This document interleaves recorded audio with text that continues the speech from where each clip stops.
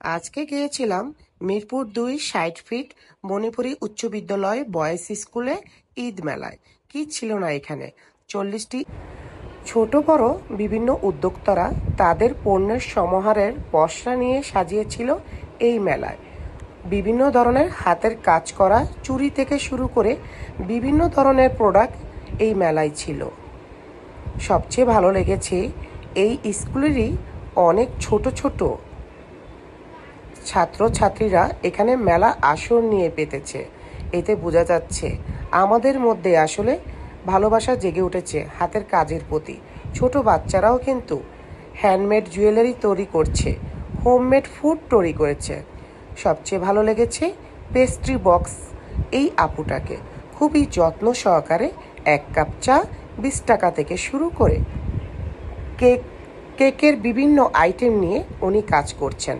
Pastry box বিভিন্ন অনুষ্ঠানে তার এখান থেকে কেকের অর্ডার নেওয়া হয়। এখানে উনি phuchka item, vanilla cake, mango cake, বিভিন্ন ধরনের পুডিং, এছাড়া বাচ্চাদের কেক পপস, চকলেট কেক থেকে শুরু করে সকল ধরনের কেক আইটেম তার এখানে ছিল। পেস্ট্রি কেকও ছিল, কিন্তু শেষ হয়ে গিয়েছিল। মেলার আজকে ছিল প্রথম দিন, সেই অনুযায়ী বিক্রি কিন্তু অনেক জমজমাট ছিল।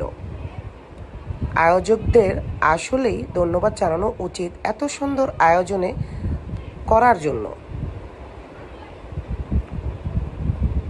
পেস্ট্রি বক্স আমার কাছে তাদের সাজানোটা খুবই সুন্দর লেগেছে। ১ কাপ চা মাত্র ২০ টাকা। এখানে চিকেন টিকিয়া থেকে শুরু করে অনেক কিছু পাবেন। ৫ মিশালি এটাও একটা স্টল ছিল, ৩২ নম্বর স্টল।